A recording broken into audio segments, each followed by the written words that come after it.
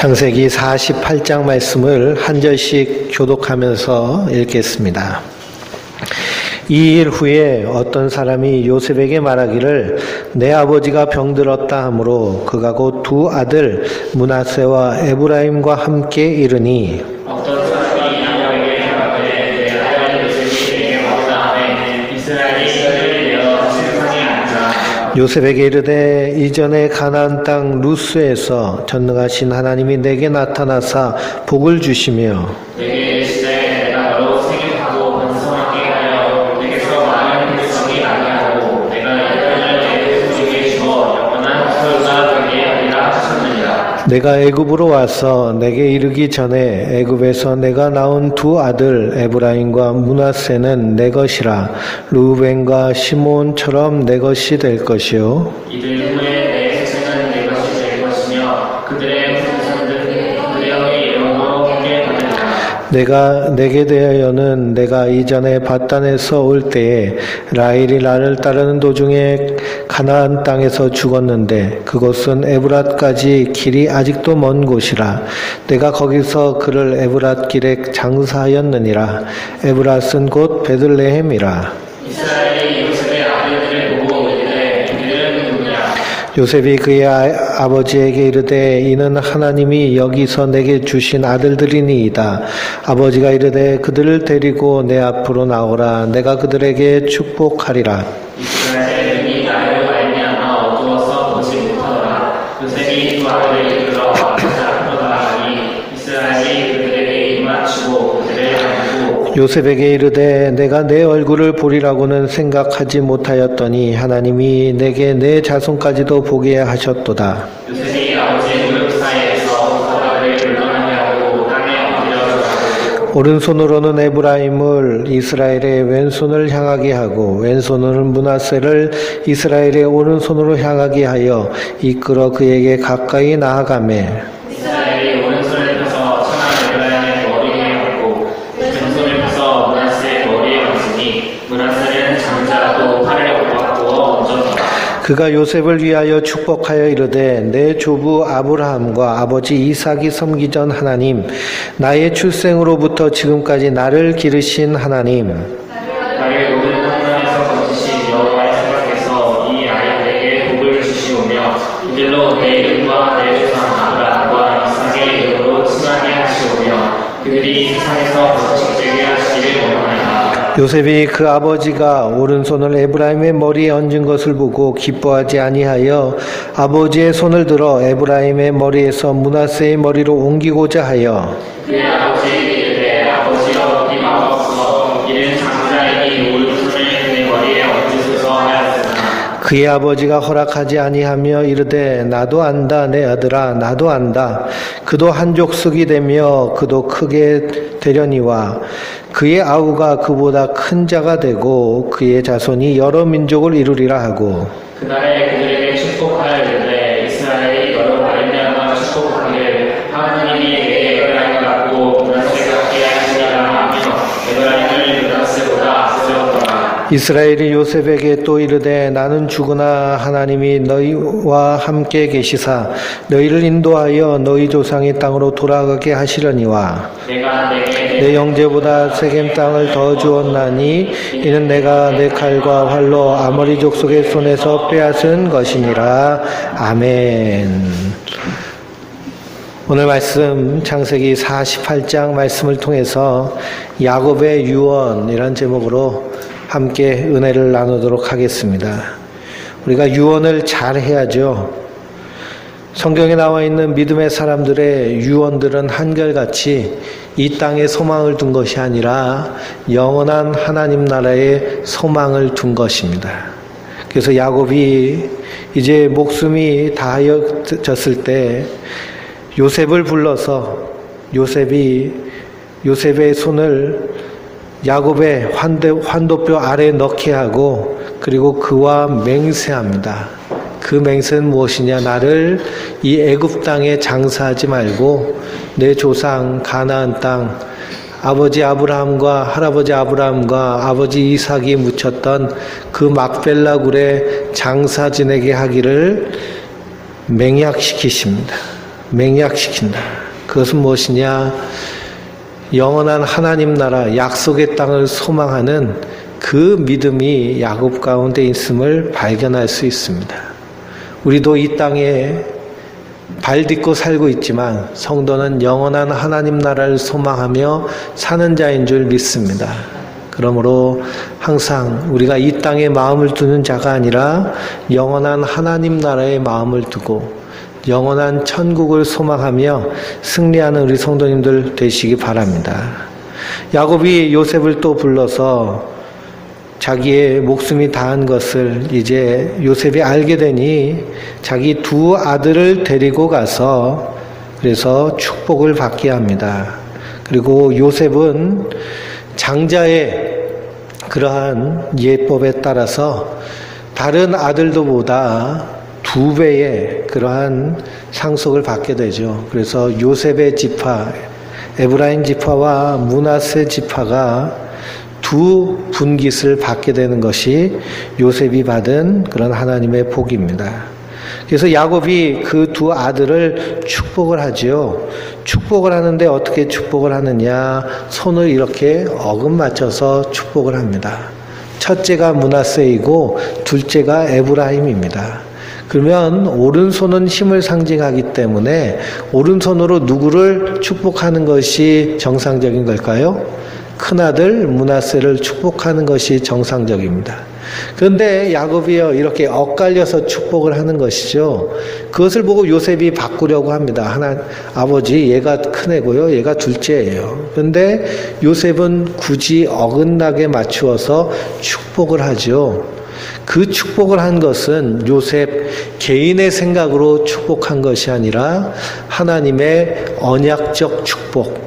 그래서 이 야곱도 아버지 이삭에게 축복을 받고 나서 축복을 이렇게 강탈하죠. 그러고 나서 그 큰 형 에서가 이삭에게 왔을 때 아버지 이삭이 그 에서에게 축복을 하나요? 저주를 하나요?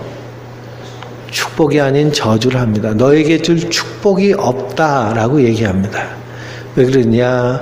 그것이 하나님의 뜻이기 때문이죠. 야곱이 이렇게 기도할 수 있는 것은 그의 영안이 활짝 열려 있기 때문입니다. 그의 육신의 시력은 이제 쇠퇴해질진 모르지만 그의 영적인 시력은 밝아져서 그래서 하나님의 일, 하나님의 뜻을 깨달아 알게 되는 것이죠. 그것이 뭐냐? 작은 자가 큰 자가 작은 자를 섬기게 되는 그 하나님의 뜻을 알게 되는 것입니다.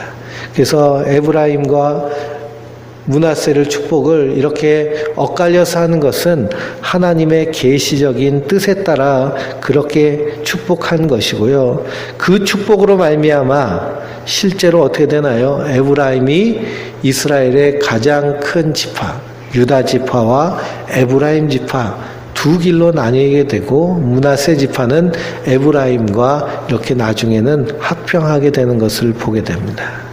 그래서 야곱의 축복은 결국 하나님의 언약에 대한 그러한 그 선포적인 의미를 담고 있습니다. 그러므로 성도도 우리도 하나님 안에서 자녀들을 축복할 때 하나님의 말씀을 붙잡고 그렇게 축복하시기 바랍니다. 그럴 때 하나님께서 우리를 통해서 선한 일을 이루실 줄 믿습니다. 49장은 야곱이 이제 자기 아들들에 향하여서 예언한 예언의 유언입니다. 1절부터 7절까지를 한번 같이 한 목소리로 읽어보겠습니다. 야곱이 그 아들들 불러 이르되 너희는 모이라. 너희가 후에 당할 일을 내가 너희에게 이르리라. 너희는 모여 들으라. 야곱의 아들들아 너희 아버지 이스라엘에게 들을지어다. 루벤아 너는 내 장자요 내 능력이요 내 기력 폭력의 시작이라. 위풍이 월등하고 권능이 탁월하다마는 물이 끓음 같은즉 너는 탁월하지 못하리니 내가 아버지의 침상에 올라 덜었음이었도다. 그가 내 침상에 올랐었도다. 시몬과 레이는 형제여, 그의 칼은 폭력의 도루로다. 내 영혼아, 그들의 모의에 상관하지 말지어다. 내 영광아, 그들의 집회에 참여하지 말지어다. 그들이 그들의 분노대로 사람을 죽이고 그들의 혈기대로 소의 발목 힘줄을 끊었음이로다. 그 노여움이 혹독하니 저주를 받을 것이요 분깃이나 병난이 저주를 받을 것이라. 내가 그들을 야곱 중에서 나누어 이스라엘 중에서 흩으리로다. 아멘. 야곱이 이제 요셉의 두 아들을 축복한 이후에 자기의 생명이 다음을 알고 자기의 아들들을 모두 불러 모으고 후일에 당할 일에 대하여서 예언을 하죠. 예언을 하면서 축복을 합니다. 이 말씀을 쭉 읽어보면 야곱의 예언과 같이 그대로 이스라엘 역사 가운데 이루어지는 것을 보게 되죠. 그러므로 하나님의 일하심이 어떻게 역사 속에서 펼쳐지는가, 그것을 보는 자가 야곱입니다. 성도도 성경을 통하여서 무엇을 보아야 되느냐? 하나님의 일하심을 보아야 되는 줄 믿습니다. 또한 이 세상 역사를 통해서 무엇을 보아야 되느냐? 하나님의 일하심을 보아야 될 줄 믿습니다. 그러므로 너무나 세상 일에 몰두하여서 하나님의 일을, 하나님의 일하심을 놓치는 자들이 아니라 순간순간 역사하시며 일하시는 그 하나님의 일하심을 보며 우리도 두렵고 떨림으로 하나님의 구원을 이루어가는 하나님의 사람들 되시길 주님의 이름으로 축원드립니다. 그래서 말씀을 통하여서 하나님은 어떤 분이신가 반드시 하나님의 사람에게 알리셔서 그 일을 행하시는 분이십니다. 그래서 하나님이 아브라함에게, 이삭에게, 야곱에게, 요셉에게 하나님의 뜻을 알게 하시고 그 일 통해서 하나님의 일을, 역사를 이루게 하시죠. 족장을 통해서, 그 위에는 왕들을 통해서, 그 이후에는 선지자를 통해서, 말세에는 예수 그리스도를 통해서 하나님 하실 일들을 우리에게 보이신 줄 믿습니다. 그리 무엇이냐? 하나님 이 세상을 심판하시고 그리고 남은 자를 구원하시는 것이죠. 그 역사 가운데 이스라엘 12지파 그 아들들을 축복하는데요. 그 축복의 내용이 축복이 아니라 때로는 책망과 저주가 담겨져 있습니다. 2절과 3절을 보면 장자인 루벤에 대한 내용입니다. 근데 루벤이 큰 아들임에도 불구하고 장자권은 이미 누구에게 넘어갔나요? 요셉에게 넘어갔습니다. 그럼에도 불구하고 하나님은 그 진정한 장자권을 누구에게 넘기셨나요? 유다에게 넘기셨습니다. 유다를 통해서 유다 지파에서 그리스도가, 다윗과 그리스도가 이 땅에 나오게 되는 것, 그 하나님의 뜻이 바로 야곱을 통해서 드러나고 그리고 선포되어지는 것이 바로 49장의 말씀입니다. 루벤은 장자로서 굉장한 능력을 가진 자로 이야기하고 있습니다. 그러나 그가 탁월하였지만 그러나 한 가지 흠이 있었으니 그건 뭐냐? 아버지의 침상에 올라간 것이죠. 루벤은 자기 아버지의 첩인 비라와 동침하는 부정을 저질렀습니다. 하나님의 그러한 가문 가운데 장자의 직을 맡았다면 두렵고 떨림으로 그 직분을 순전하게 이루어가는 것이 마땅한 일인데요. 그러나 자기 아버지의 첩인 서모와 이렇게 동침한 사건을 가지고 그것을 말미암아 그 장자권을 뺏기게 되는 것이죠. 그래서 에서는 팥죽 한 그릇에 장자권을 팔아넘겼는데요. 그것이 별로 의미 없는 것으로 받아들였지만 하나님은 그것을 중하게 보십니다. 루벤도 마찬가지죠. 그의 정욕을 참지 못하고 저지른 이 부정을 하나님은 중하게 보시는 겁니다. 이것으로 말미암아 장자권이 요셉에게 넘어갑니다. 5절에서 7절을 보니까 시므온과 레위가 나오죠. 그들을 향해서 이들의 모의에 참여하지 말라라고 말합니다. 시므온과 레위는 축복이라기보다는 저주에 가까운 책망을 야곱으로부터 받아 듣죠. 이 그들의 모의는 어떤 모의냐? 세겜에 있을 때에 자기 누이 동생 디나가 강간당한 사건이 있습니다. 거기에 대해서 복수를 하죠. 복수를 하는데 어떻게 하느냐? 지나친 복수를 합니다. 세겜 추장의 아들이 그냥 장난 삼아서 디나를 범한 것이 아니라 정말 사모하였기 때문에 결혼하려고 이런 짓을 범하였는데, 어떤 대가를 요구하더라도 응할 테니 결혼을 허락해달라라고 하였을 때 할례를 조건으로 제시하죠. 할례를 조건으로 제시하고 그들이 고통 중에 있을 때 가서 다 죽인 겁니다. 그 사건이 기록된 성경에는 기록되어 있지 않지만 야곱은 뭐라고 말하느냐? 소의 발목 힘줄을 끊었다라고 말합니다. 그러니 세겜 사람들만 죽인 것이 아니라 소의 발목 힘줄까지도 끊어버린 것이죠. 소의 발목에 있는 힘줄을 끊어버리면 어떻게 되나요? 소가? 주저앉습니다. 주저앉아서 먹을 것을 먹지 못하고 움직이지 못해서 죽지요.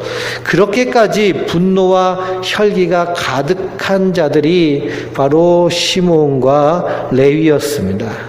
그러므로 그들이 어떤 처분을 받게 되느냐 하면 이스라엘 가운데 흩어지리라 라고 했습니다. 이스라엘 가운데 흩어지리라. 이건 뭐냐?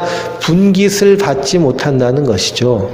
실제로 시므온 지파는 어떻게 됐나요? 후에 유다 지파에 합병되었습니다. 그래서 시므온 지파는 유다 지파의 한 부류가 되었죠. 함께 섞여서 시므온 지파는 흔적 없이 사라지고 또 나머지는 북쪽으로 흩어져 없었습니다. 그리고 민수기에서도 출애굽할 때 가장 작은 지파가 바로 이 시므온 지파입니다.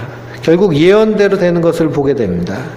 그리고 레위 지파도 그 백성 민족 가운데서 흩어져 버렸죠. 어떻게 흩어져 버렸느냐? 그들은 자기의 땅을 받지 못하고 제사장으로서 흩어지게 됩니다. 성전을 섬기는 자로 흩어지게 되고요. 성전에서 일하는 자로 흩어지게 됩니다. 분깃을 받지 못하죠. 그런데 똑같이 흩어지리라 했는데 시므온은 흔적도 없이 이름도 남김없이 흩어졌는데 레위 지파는 제사장 직분으로 흩어지게 된 것입니다. 그 이유가 무엇이냐? 출애굽기 32장을 보면 이스라엘 백성들이 출애굽해서 시내산에 왔죠. 시내산에 왔는데 모세는 법궤를 받으러 시내산에 올라갑니다. 그 사이에 이스라엘 백성들은 시내산 산 밑에서 무엇을 하고 있었나요? 금송아지 만들어서 우상 숭배를 하고 있었습니다.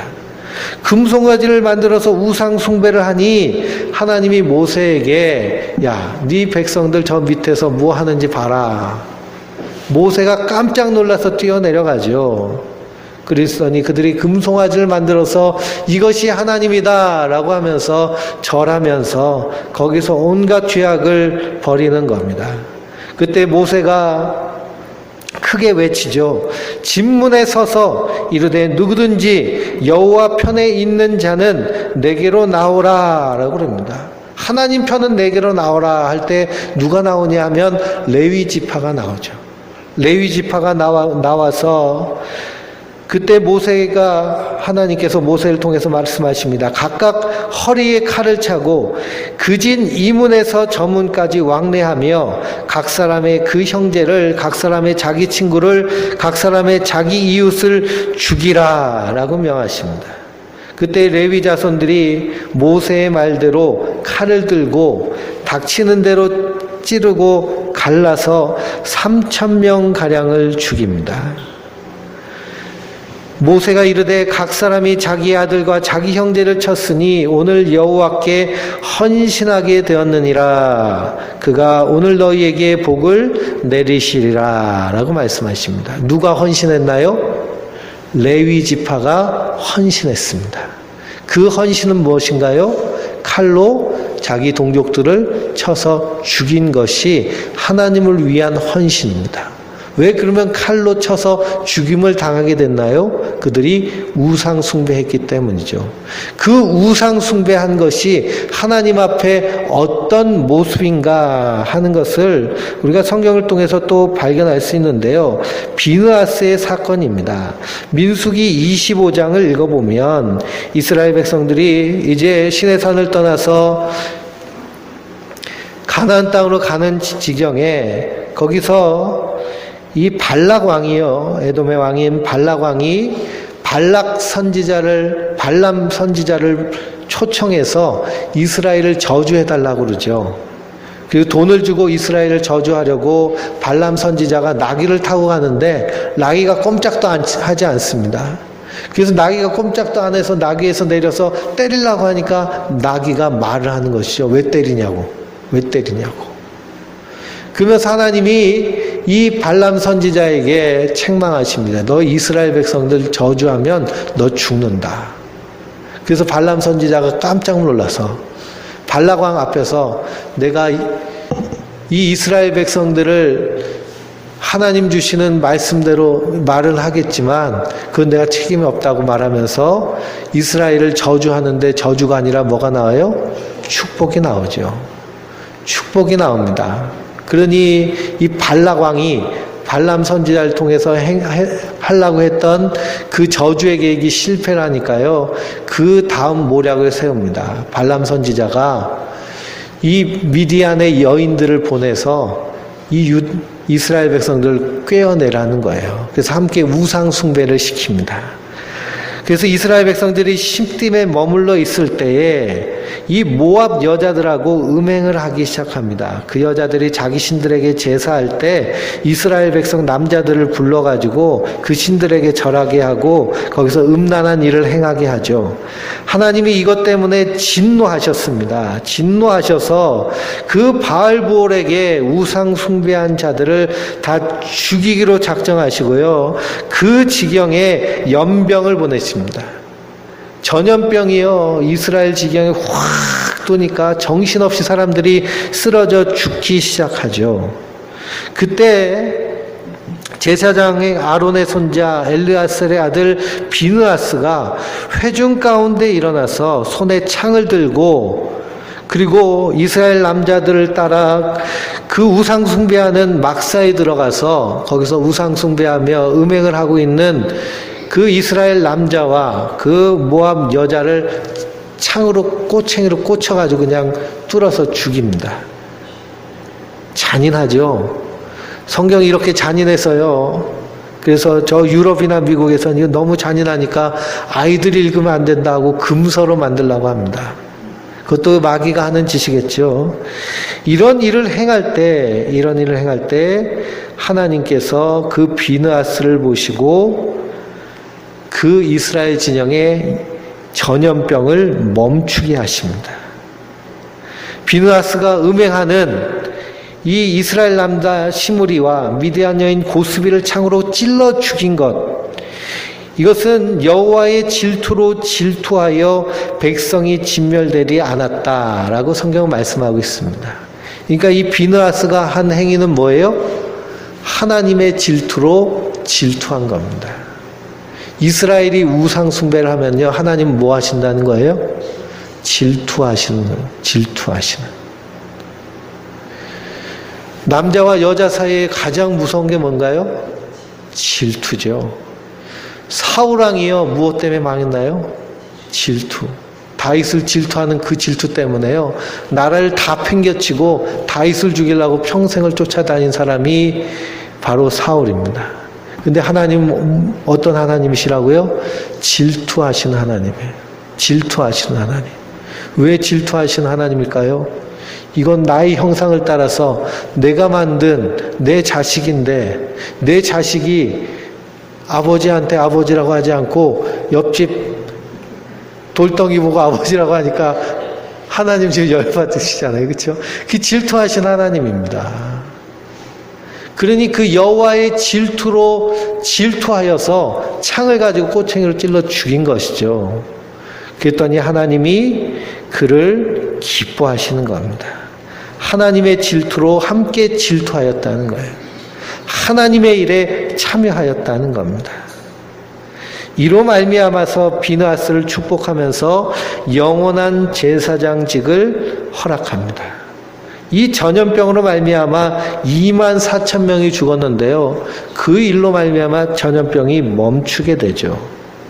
그러므로 레위 지파가 세겜에서 자신들의 자존심에 대한 지나친 분노와 혈기를 부림으로 흩어짐의 저주를 받았지만, 그러나 금송아지 사건과 하나님께 헌신한 이 일로 말미암아 하나님께서 저주 속에서 은혜를 내리신 겁니다. 그것이 뭐냐? 그들이 흩어졌지만 무엇으로 흩어졌나요? 제사장으로 흩어지게 된 것입니다. 성도는요, 너희는 택하신 족속이요 왕같은 제사장이다 라고 말씀하고 있습니다. 우리가 이 땅에 흩어져 있습니다. 주님께서 모으실 때 우리가 주님 앞에 서야 될 터인데, 성도는 이 땅에서 이 레위 지파와 같이 어떻게 하는 자일까요? 여호와께 헌신하는 자입니다. 여호와께 헌신한다는 것은 하나님의 질투를 가지고 우리가 이 땅에서 질투하는 자들입니다. 제사장의 직분이 어떤 직분일까요? 하나님은 진노해 계십니다. 이 우상 숭배로 말미암아 제사장은 양과 소를 잡아서 그 피로 말미암아 하나님의 진노를 잠재우고 하나님과 화목케 하는 역할을 하는 것이 제사장의 역할입니다. 그러므로 성도는 이 땅에서 하나님의 이름으로 질투하는 자인 줄 믿습니다. 그러므로 이 땅에 불의가 관영하고 하나님의 교회가 하나님의 교회의 역할을 감당하지 못하고, 목회자가 목회자의 사명을 감당하지 못하고, 선교사가 선교자의 직을 감당하지 못하고, 성도가 성도의 삶을 살지 못할 때 우리 안에 어떤 일이 일어나야 되느냐? 여호와의 질투가 일어나야 되는 겁니다. 여호와의 질투, 하나님의 질투로 우리가 질투하는 자가 바로 성도인 줄 믿습니다. 그래서 레위 지파가 흩어졌음에도 불구하고 제사장의 직분을 맡을 수 있었던 것은 하나님의 질투로 질투한 그 일 때문에 주님께서 그들에게 은혜를 내리신 줄 믿습니다. 그 다음 우리가 8절부터 끝까지 한 절씩 교독하면서 읽겠습니다. 유다야, 너는 내 형제의 찬송